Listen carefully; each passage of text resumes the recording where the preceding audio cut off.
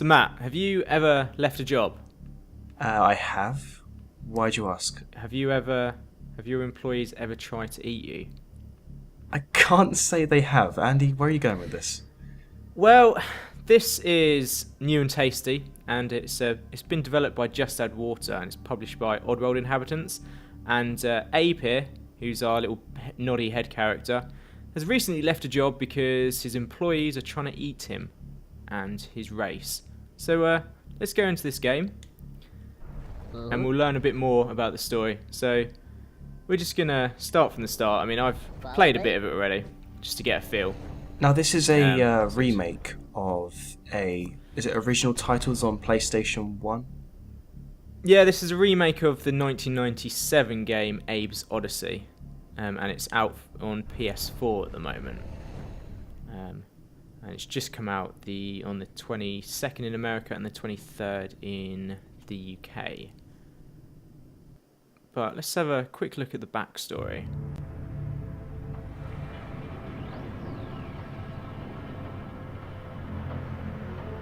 This is Rupture Farms.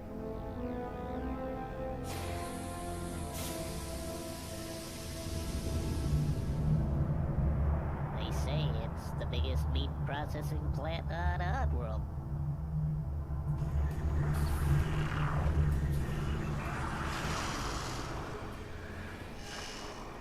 I used to work here.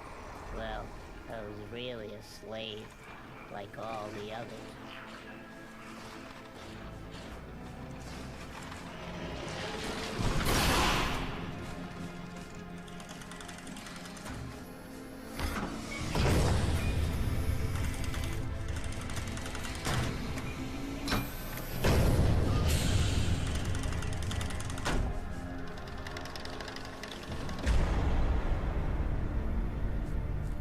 That's me. My name is Abe. I was Employee of the Year. Now I'm dead meat. I crossed the meanest boss in the world. Mullet, the Gluckin. My whole life changed in just one day. I was working late one night at Rupture Farms.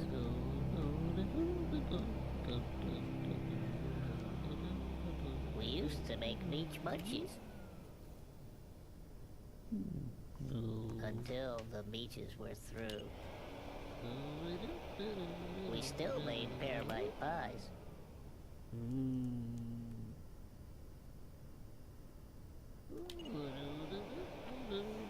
And we made some good scram cakes, too.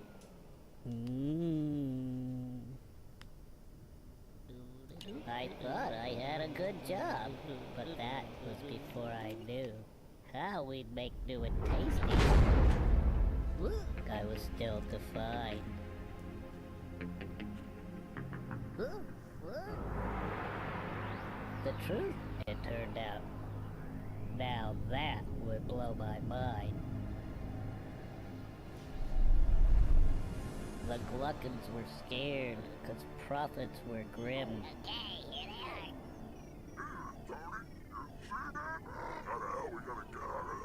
Paramites and scrabs had been turning up thin. As you can see, things are going down.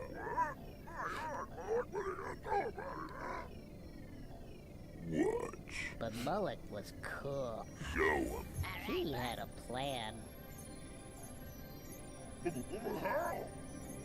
This new kind of meat? What? It was us! We got a lot of luck. We'll chop them up.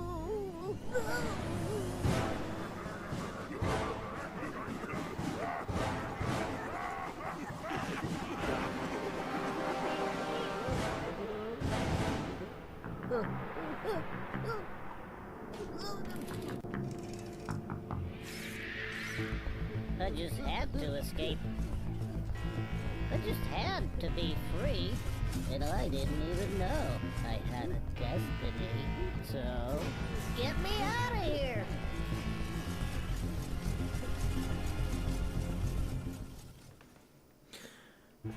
Alright, so that's the sort of backstory of the game then. And like I said, it's a remake from the 1997 game. And now, Matt, you've never actually played the original, have you?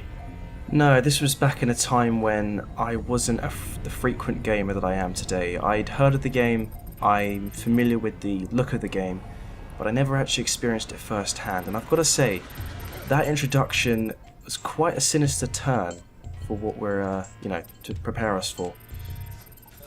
Yeah, that's it. I mean, the Just Add Waters actually recreated everything in the game, and it used to be, for anyone that wasn't around back in '97 when the first one came out, it was actually a 2D platformer, and now they changed it into a bit of a 2.5D, and they have like remade all of the assets, and I have to say it does look really beautiful.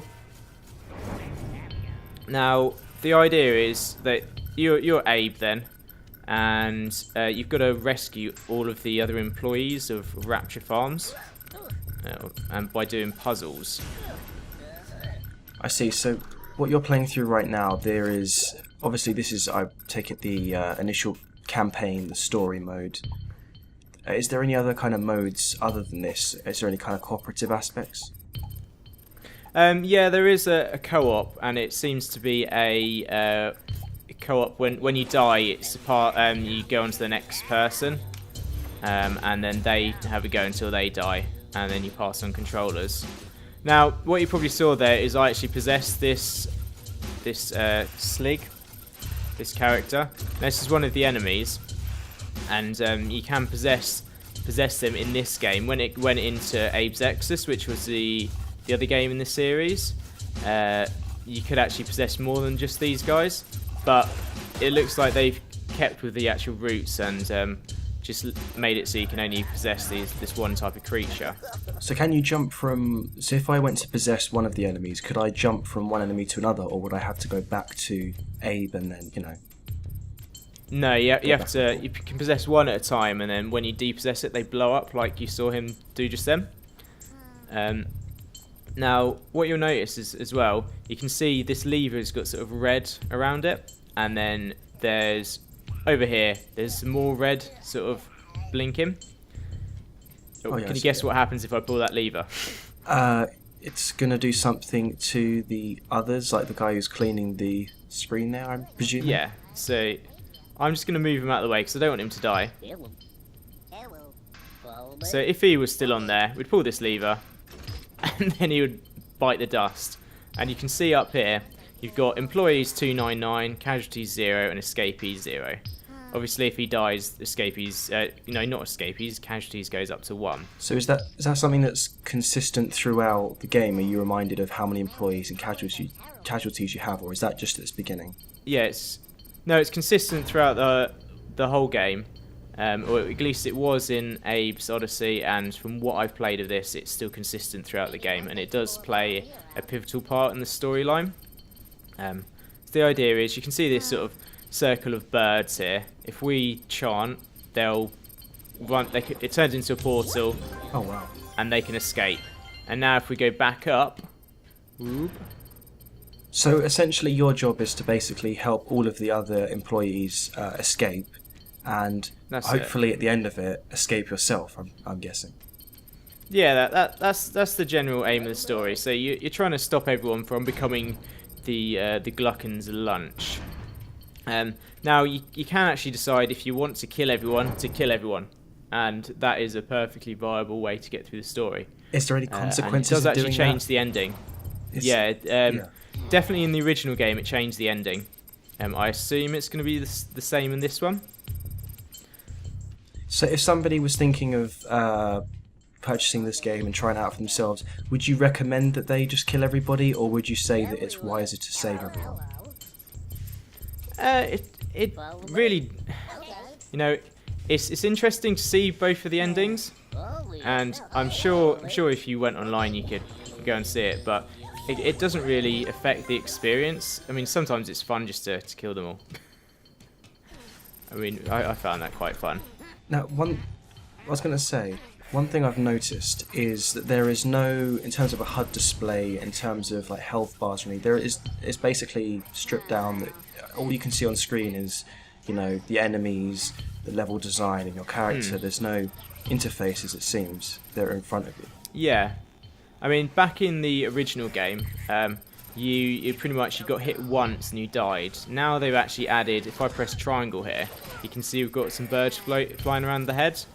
So it's got 3 difficulty modes. It seems like easy, normal, and hard. And on easy and normal, you actually take damage, and you can replenish it by saving all of the other employees. But hard sort of keeps it sort of consistent with the original, and you you're dead, pretty much. Now with this part here, then I really want to possess this guy, but I won't be allowed to, because you can see there's a floating red thing. So if I start chanting, it's going to zap me. So we have to figure out another way to get around it. Can you guess what we're going to do? I'm not sure. You're going to pull the lever and... Yeah, I thought that might be the answer to that. Yeah. So there's quite a few puzzles, and they start off easy because this is really still the tutorial level, and then it gets a bit harder as you go through. Oh, come on! Now, other than the you said before at the beginning, the graphics obviously went from this 2D to kind of 2/3D dimensional visual aspects. But is there any more content they've added with the PS4 remake? Is there anything new that they've, took advantage of the technology they've got now? Yeah, I mean, generally from what I've seen so far, in the sort of main path of it, it's pretty much consistent. It used to be that every single screen that you went through, there's one screen, and then you scroll to it, and then it sort of scrolled to the next screen. But now it's a constant sort of flowing path. They've added another few cutscenes, as far as I can tell. They've changed some of the cutscenes just slightly, but I mean they seem to have kept it fairly consistent with like the original, from what I can remember of it. Which is, it seems to be sort of keeping it consistent in the right ways, which is actually quite nice. Now the one thing that they... Oh, yeah. Sorry, what I was going to say is one thing that I've been meaning to ask is obviously you're playing this on the PS4, but is this on any additional platforms, or is it an exclusive? Like if I was a PC gamer, would I be able to experience this, or would I have to purchase this next-gen system? So at the moment it's on the PS4. There is plans to bring it out on the PS3, Vita, Xbox One and PC. But there isn't a date confirmed as of yet. And it's also going to be available on crossplay, which is quite interesting. So if you get it for the PS4, then you'll have it on the PS3 and Vita as well. Now, one of the things that they did change is you can see there's this sort of Steam vent here. And instead of, in the original, there was places where you could hide, which were pretty much shadows. And apparently because this is it running in Unity, they had issues with like being able to make it obvious to the player. So they added all these Steam vents so you can hide. Just having shadows within the level design nowadays would just seem like a seamless experience. It doesn't really stand out compared to back then. Yeah, that's it. Like you can see, like now it looks like we're in a bit of shadow, and yeah, it wouldn't work, I don't think. So that is something that they have changed. Now there are things like this mine as well, so we've got to get the right thing. Now these checkpoints that I'm assuming that are these things you're going past with the that was not good. You've just loaded back here, and I think this has pretty much answered my question, but I want to ask it anyway. Are there a lot of checkpoints, or is it a case of, there's one, if you fail, you've got like one checkpoint in the middle of the level, and then, that's it? Or is there quite a lot of places you can jump back from, like the last checkpoint? Is there a lot of them, or is it quite unforgiving in that respect? No, there's quite a few checkpoints. And they have actually added in hang on. Oh, missed it again. I'm not very good at this mine. They've actually added in a quick save feature, which wasn't actually in the original game, and it was in Abe's Exodus. And that's actually fairly useful for this. Okay. So what kind of difficulty are you having with this bomb in particular? What's making it a challenge? Because it's very hard for me to tell. So, I see a thing above saying deactivate it with square when it blinks green. I'm guessing that's harder than it's explained. It is not usually this hard, to be honest. You've got to whack it when it goes green, and then it turns itself off. But if you hit it when it's red, you end up blowing up like that. So hang on, let's... And there's no number... The amount of time you fail this, there's no number of... I really thought you had it there. But there's there's no number of lives that you have. Like, you remember Super Mario games where when you die a certain number of times, you have to start all the way back from the beginning. Is it just like unlimited tries from each checkpoint? I hope it is going at this rate. Fortunately, this is going really badly. No, fortunately for me, there isn't a set number of lives. Oh, this is definitely... You know what? We're just going to jump over it because we can't. So you can actually we're jump over. We're not going to save these two. So yeah, with that, I was trying to save these two guys because you can get them off the portal to the left, but I'm just having some sort of difficulty with that. But yeah, so that thing that we went past there is a checkpoint. You can see there it's got a sort of infinity symbol. So I haven't actually tried hard, actually. I'm not sure if it does give you a certain amount of lives. Yeah, the fact they've got an infinity symbol suggests to me that either further down on other levels or in different difficulties, there is a set number, because otherwise, if it was always infinite, there'd be no point in mentioning that, you know? Yeah. So, as you can see, there are like lots and lots of puzzle aspects. So there's the sort of drills. There's obviously the mines. There's, as you get into the next bit, there's actually motion sensors that you have to sort of avoid, and there is quite a variety of enemies. I mean these were all in the original game as well. They have just reimagined it. Now, with regards to asking if there's any additional content. And there is apparently additional... I was not even paying attention there. There is apparently some additional sort of side quests in it. And every now and again you will actually find sort of something that's hidden from the actual main route. I haven't actually been able to find any along this main one yet. And so I would like to ask, as we did with the previous game glances that we've done, such as Deadstone, I said about how many hours experience the game is. So based on the classic and based on what you've played of this version of the game as well, how many hours would somebody likely put into this? Is this a few hour experience or is it a 10 plus hour experience? I probably put a good 3 to 4 hours into it, and I've scratched the surface. So it is going to be a fairly large experience. I can't actually remember how long I spent on the original. And of course you said about multiple endings as well. So there's that replayability factor of someone wanting to kind of course, if it is in the PS4 version. Multiple endings mean that someone might want to go back and just see what would happen if they did things a little bit differently. Yeah, that's it. I mean, it is definitely... Oh, come on. It is... I'm doing so badly at this. I cannot just do all these easy puzzles today, can I, Matt? Jesus. No, I was thinking that a veteran such as yourself, you'd be able to glide through this. I mean, I think that is something that you can do. You just replay it. And there is obviously the replayability factor in the fact that if you want to rescue everybody, then you can replay and try and do that.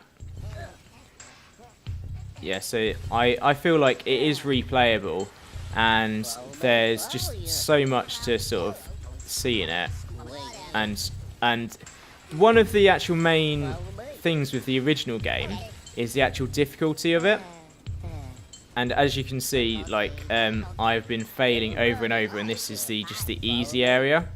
Oh wow, so you're not the playing original- on normal difficult, or is it based on areas, so it just gets harder progressively, or is it that you just set your difficulty at the beginning? Yeah, so it will progressively get a bit harder. I'm just going to quick save here because I know I'm going to die on this again if I'm not careful. So yeah, as you go in, we're pretty much about to go into the next area. In fact, I can show you one of the secrets down here actually. I believe there is one, and they are just hidden about the place. Also, I didn't notice when I played originally just how much damn rhyming was in it. Oh really? All of the cutscenes and everything seems to rhyme an awful lot, which I'd never noticed before. I guess I was a lot younger. I was only about 10 when this originally came out. So yeah, I guess I didn't see that. Ow. Yeah, having a lot of Abe's having to go through a lot of pain at the moment, isn't he? There we go. Oh, I missed him. So basically, I'm trying to make him go into a bit of a frenzy. So when he's not paying attention, I can turn on the electricity and he'll just run through it. Doesn't seem But to be a it's very not effective working. strategy so far, I must say. So one No, thing I was it's going to really ask not. was, obviously, you said that at the moment this is just on PlayStation 4. But is this one of the things is obviously price, but the other thing is I take it there is no retail version of this, like a physical copy. This is something that you have to buy digitally on the PlayStation Store. Yeah, it isn't the PlayStation Store at the moment. I'm not actually 100% if it's out in stores, to be honest. I would have to check that, and yeah, I'm not too sure, but it is just available on the PlayStation Store, and it will be available on the other platforms at a later date. So here you go. Here's another sort of puzzle in it, and we have presented a load of mines here. Now, this is actually one of the mechanics in the game I'm not particularly fond on. So I picked up a grenade, so in order to throw it, I have to push the right joypad, or the right thumbstick, and then press R1. And I keep on wanting to press R1 and then sort of aim it. And if you do that, you simply just drop the grenade. And then if you're not careful, you blow yourself up. So you have to sort of aim with the right, and then do it that way. Now, what you can also do is, can I get him? I can also kill that guy there. And now this is actually one of the secret areas. So can I remember how to get there? So it's something that you might miss. Ooh.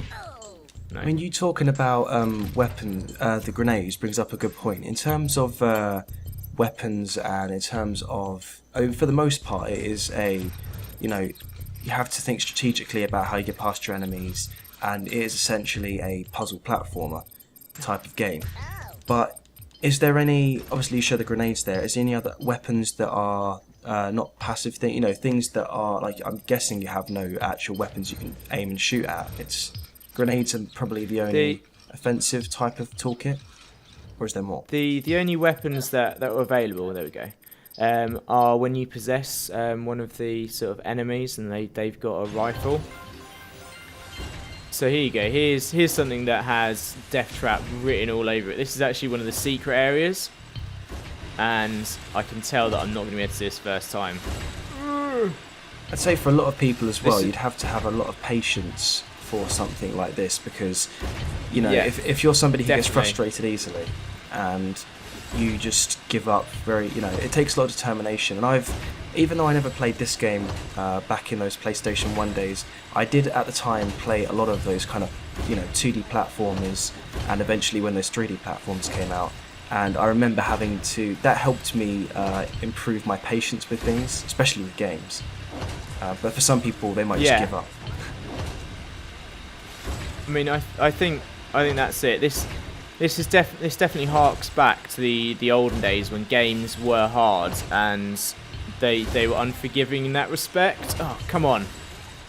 I mean, that's my main issue is with games, is that a lot of the games nowadays, they tend to guide you through and hold your hand through most of the gameplay to make sure that even when things get really tough, you don't learn from it. They'll just say, oh, you can skip it, or oh, if you want to opt out of this or make it easier, this is how you do it. But back then, we both remember, this is the type of game that we used to play when we were kids. Is that those kind of games that if you can't do it, then that's tough luck. There's no skip features, nothing. You just got to learn how to understand how it works and do it.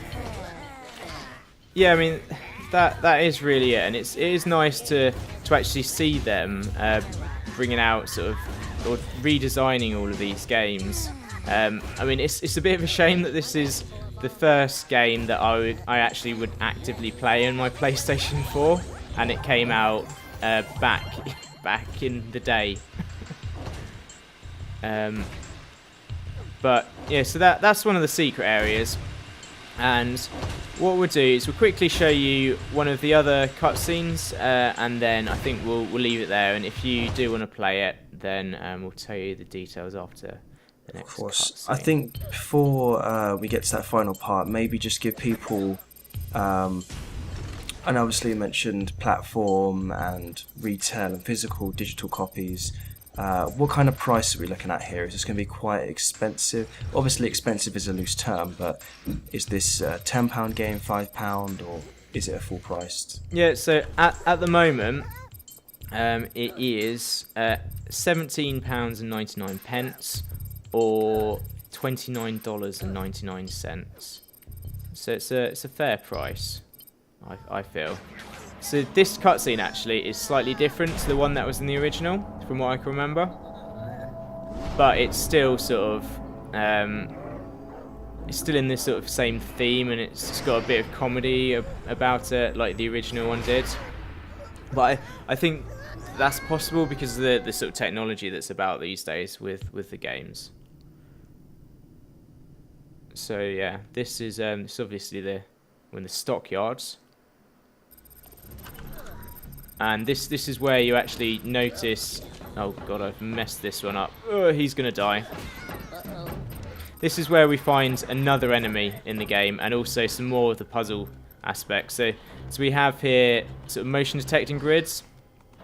Now, I actually think they've made this puzzle slightly easier than in the original, because all of these three motion detectors did cross over paths, whereas they're independent now and they've all got their own parts. But if I just quick save it there, and I set off one of these motion detectors, you just get blown the alarm goes off, and you get blown up. So the game is fairly unforgiving. And likewise, these guys, if they catch up to you, you're pretty much dead. The end. Okay, so I think we're going to leave it there, Matt. And this has been Oddworld New and Tasty, which is the remake of Abe's Oddysee. Like we said, available on PlayStation 4, will be available on PS3, PC, Xbox One, Wii U, and Vita later. So yeah, thanks for joining me today, Matt, down a bit of a trip down memory lane. And everyone else, we'll see you next time. Goodbye.